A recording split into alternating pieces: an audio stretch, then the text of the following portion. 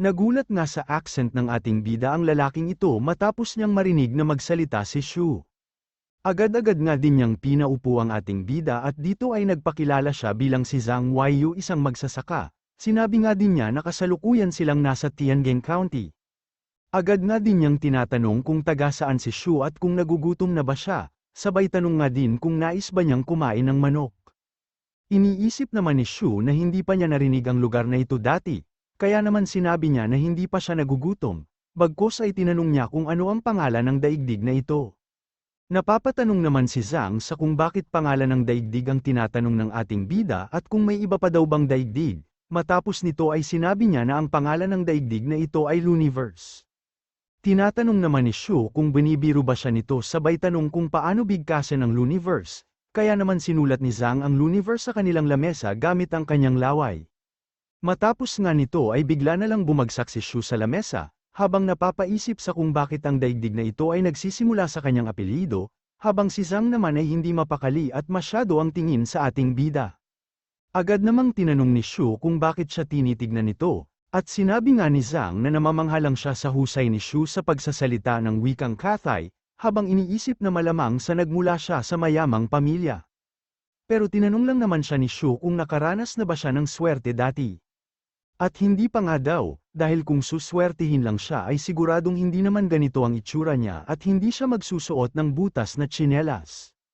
Kaya naman tumayo si Shu at sinabi na walang magbabago sa buhay niya nang dahil sa tinulungan niya ang ating bida. Sinabi nga din ni Shu na wag na niyang subukan pang pangarapin na yumaman agad matapos ang isang gabi lamang.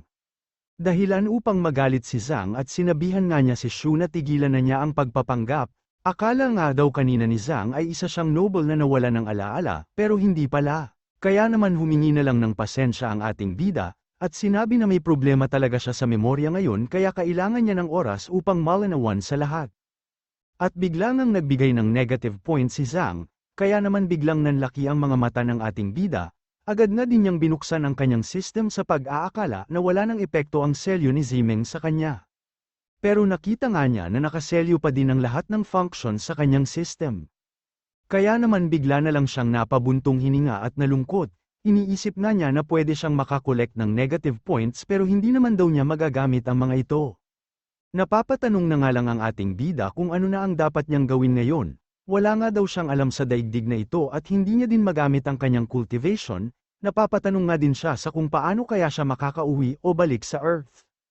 Pero bigla naman siyang inakbayan ni Zhang, at sinabi nga niya na mas mainam kung magsasabi ng totoo ang ating bida, sabay tanong kung isa ba siyang alipin at kung nakagawa ba siya ng masama kaya siya tumakas. Hindi naman makapaniwala si Shu na mayroon pa ding mga alipin sa lugar o mundong ito, iniisip nga din niya na hindi lang space ang pinagdaanan niya, kundi bumalik din siya sa sinaunang panahon.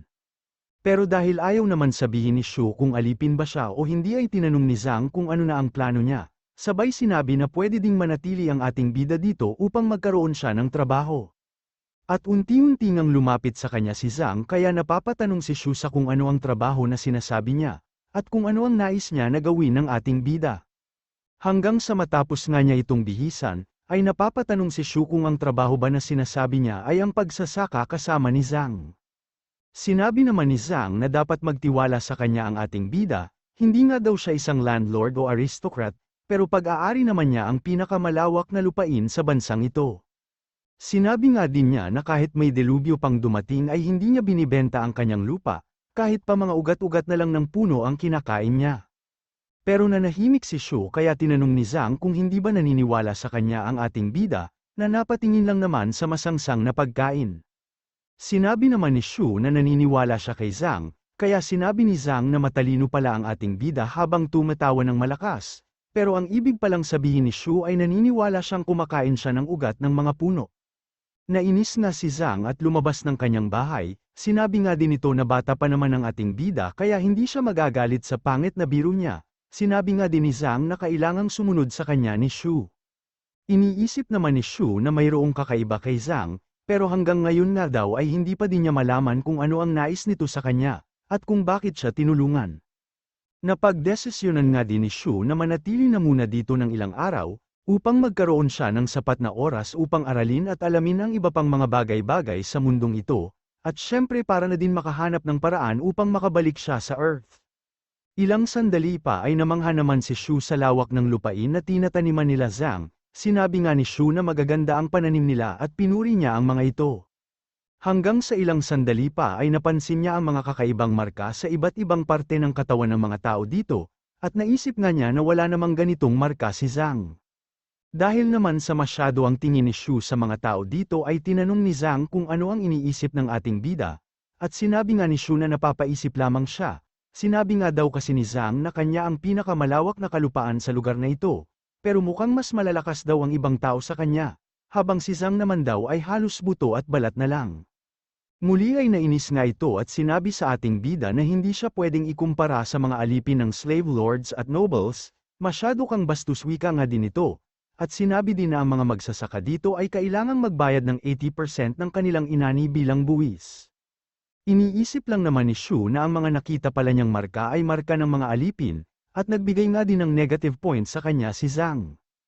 Ilang sandali pa ay sinabi ni Zhang na mas nanaisin pa niyang mamatay sa gutom kaysa maging alipin, pero iniisip lang naman ni Shu na malamang sa namimili nga lang ito ng magiging Panginoon o amo niya.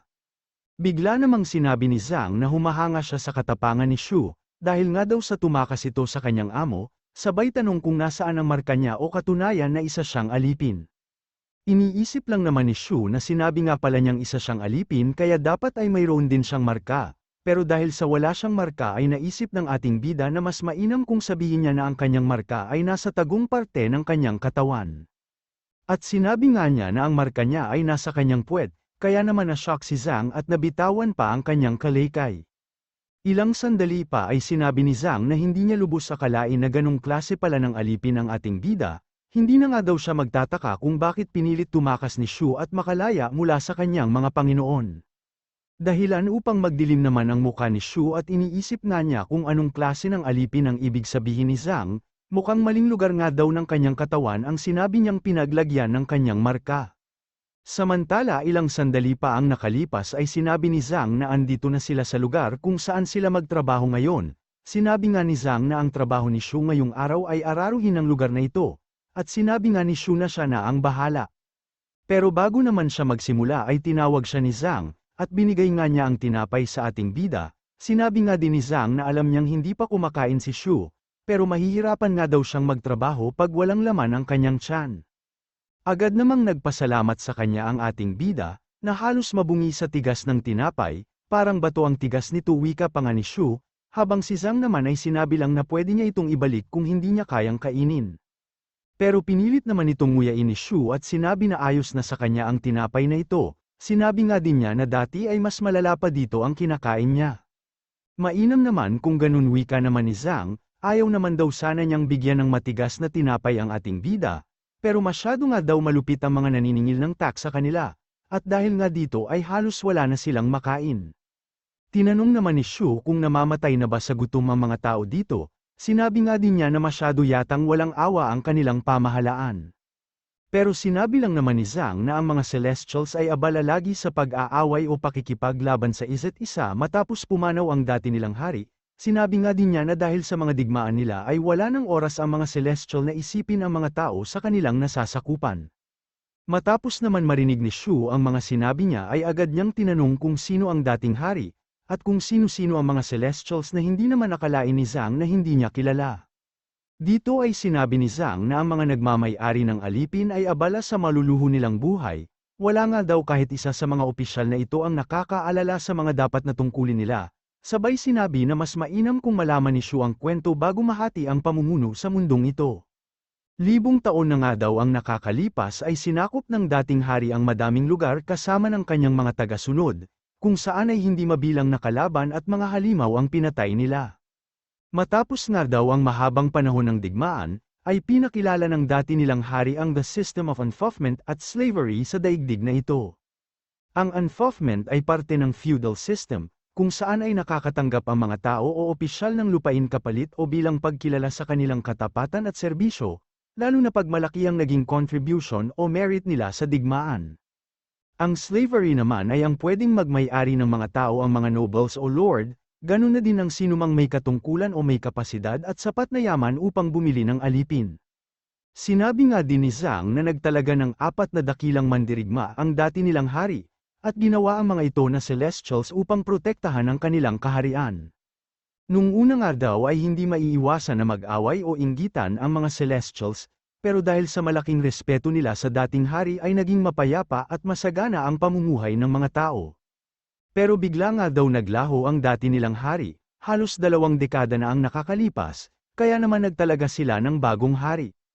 Pero mas nais daw nitong mamuhay ng mag-isa at malayo sa mga tao o iwasan ang mga tao sa paligid niya, hanggang sa ang 4 na Celestials ay hindi na nila makontrol, at bumalik nga ang panahon ng digmaan. Kalaunan nga din daw ay nawala na ang prinsipyo ng mga maharlika o nobles, hanggang sa masyado na silang naging lapastangan, dahilan upang wala nang maasahan ang mga mamamayan ng kanilang daigdig at muling maghirap ang mga tao. Sinabi nga din ni Zhang na sa kasalukuyan ay nagkakainitan si Wen Saipi at Celestial ng kanluran na si Duan Mu Huangwi, kaya anumang oras ay pwedeng magsimula ang digmaan. Pero kung ayaw nga daw magtungo o lumaban ni Shu sa digmaan ay mas mainam kung manatili na lang siya sa bahay ni Zhang, pero na-petrified nga ang ating bida dahil sa mga sinabi niya, kaya napapatanong na lang din si Zhang sa kung ano ang mali sa kanya.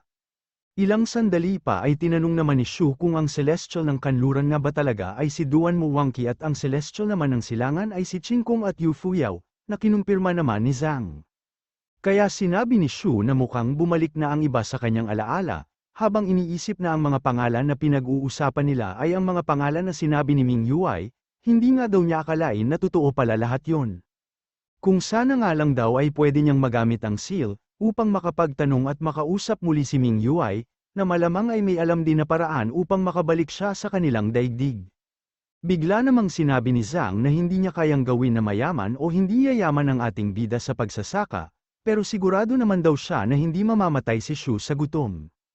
Pero iniisip lang naman ni Shu na parang may mahalagang parte ng kwento ang nawawala sa mga sinabi ni Zhang. Hanggang sa ilang sandali pa ay naisip niya na walang nabanggit na cultivator si Zhang, puro ang patungkol sa hari at mga Celestials nga lang daw ang sinasabi niya. Bigla ngang sinabi ni Shu na nais niyang maging cultivator, kaya tinanong ni Zhang kung bakit siya tumakas sa kanyang amo kung nais pala niyang maging cultivator. Sinabi nga din ni Zhang na ang mga slave lords at nobles lamang ang may access sa mga resource at techniques, at sa daigdig o universe nga ay numbers ang gamit nila sa rank king imbis na letters. At habang iniisip nga ni Shu ang patungkol sa rank sa daigdig na ito, ay biglang sinabi ni Zhang na may itsura o gwapo ang ating bida, kaya kung nais daw niyang maging cultivator, ay dapat matuto siya ng stage 1 technique mula sa Celestial Palace. Pero bago nga daw yun ay kailangan munang magpakapon ng ating bida, at anong kahunwika naman ito, kaya tinawag siyang tanga ni Zhang at muli ay sinabi na kapon ang tinutukoy niya, puputulin ang patutoy mo wika pa nga ni Zhang. Iniisip naman ni Shu na ito ang unang beses na mayroong tumawag sa kanya ng tanga.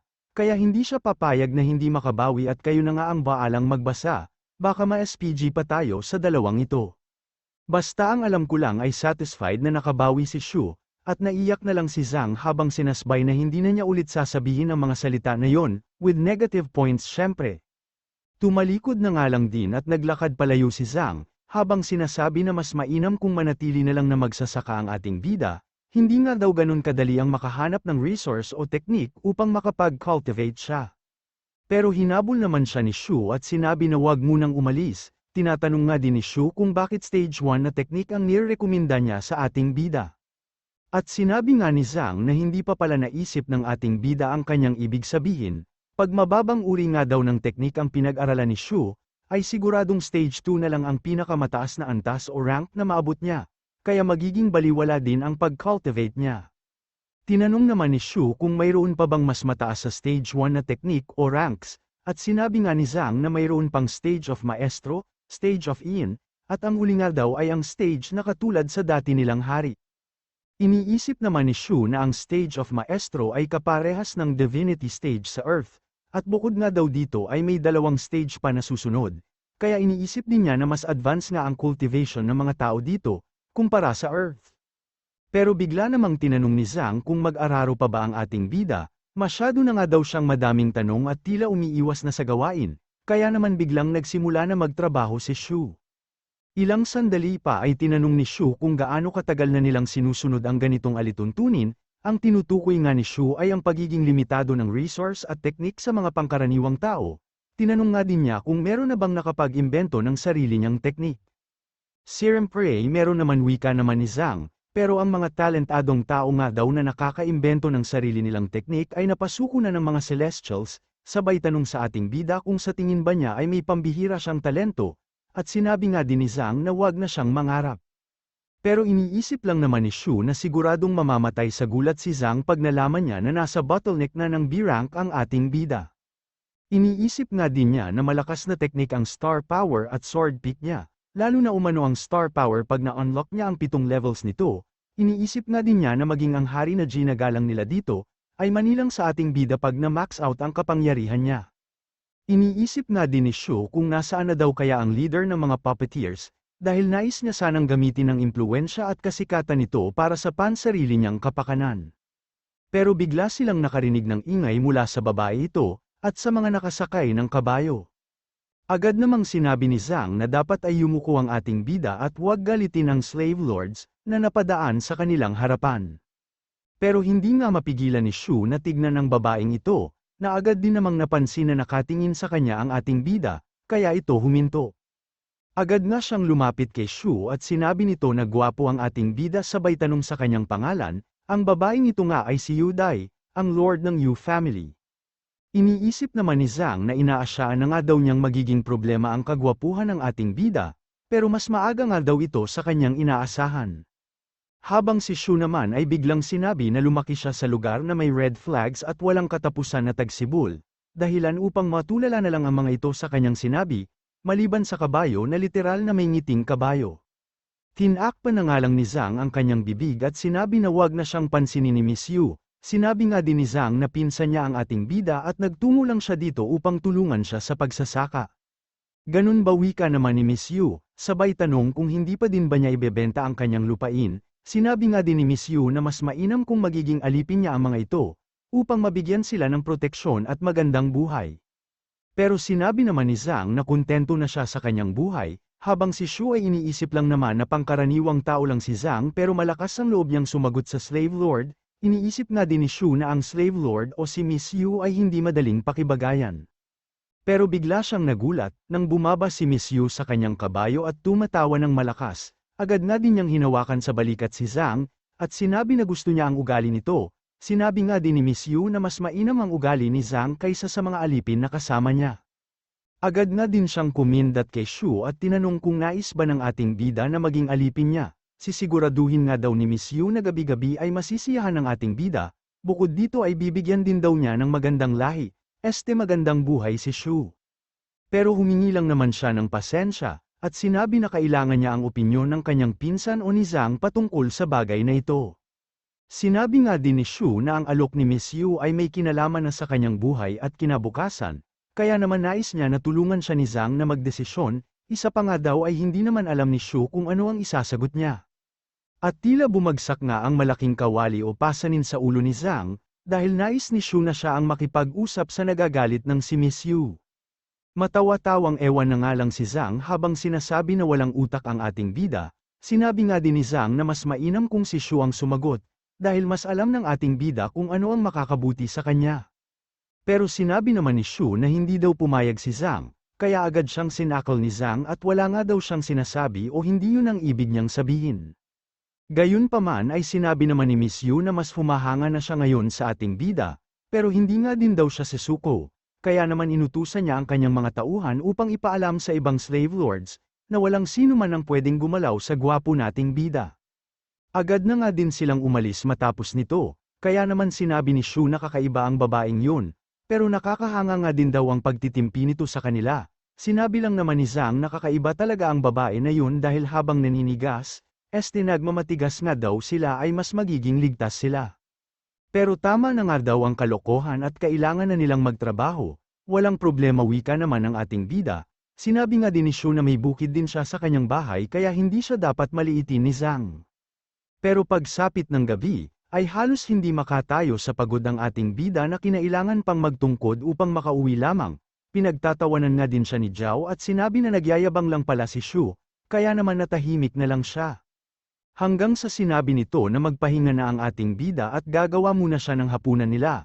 At habang nakaupo nga sa labas ng bahay si Shu ay iniisip nito na sumasakit ang buo niyang katawan. Pero dahil nga daw sa sitwasyon niya ngayon ay naaalala niya ang sitwasyon nila ni Xiaoyu matapos umalis ng ampunan. Pero kasama nga daw niya si Xiaoyu nung mga panahon na yun, hindi tulad ngayon na wala ang kanyang kapatid.